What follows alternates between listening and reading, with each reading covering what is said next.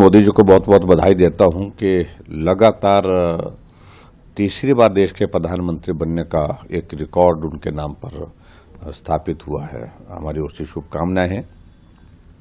और ये इस तरह का दृश्य पूरा देश जो है वो लगभग 60 वर्षों के बाद देख रहा है कि एक व्यक्ति लगातार तीसरी बार प्रधानमंत्री बने।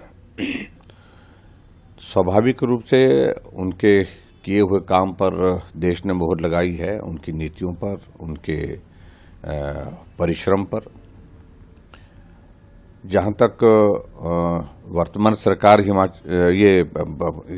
वर्तमान सरकार बनी है, इसमें मैं यही कहूंगा कि बहुत संतुलित मंत्रिमंडल का गठन हुआ है जो पिछले कल। और वैसे भी एक बात को लेकर बड़ा साफ है कि भारतीय जनता पार्टी भले ही चाहे स्पष्ट बहुमत में भी रही, लेकिन उसके बावजूद गठबंधन के धर्म को पूरा निष्ठा के साथ निभाया है।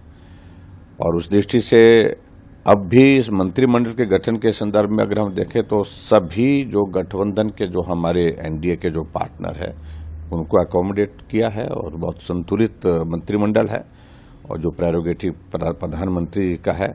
और हम हिमाचल के रहने वाले हैं तो हमारे लिए प्रसन्नता का विषय है कि नड्डा जी जो पार्टी के राष्ट्रीय अध्यक्ष के नाते काम कर रहे हैं, उनको मंत्रिमंडल में शामिल किया गया है। मैं नड्डा जी को भी बहुत बहुत बधाई देता हूं। और हिमाचल का प्रतिनिधित्व मंत्रिमंडल में नड्डा जी के रूप में होगा, इस बात को लेकर के भी हमारे लिए हिमाचल वासियों के लिए प्रसन्नता का विषय है। देखिए, एक बात तो हम पहले से ही बड़े स्पष्ट थे कि हिमाचल प्रदेश में 4 सीटें पर भारतीय जनता पार्टी जीतेगी। 2014 में भी हम 4 सीटों पर जीते, 2019 में भी हम 4 सीटों पर जीते और 2024 में भी हमने यही कहा था कि 4 सीटों पर जीत होगी।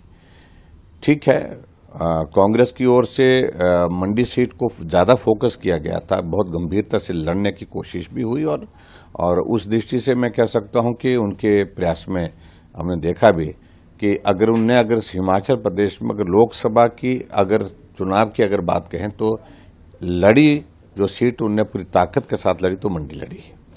लेकिन फिर भी उसके बावजूद हमारा संगठन वहां मजबूत है और मजबूत संगठन के चलते हमने वहां पर जीत हासिल की।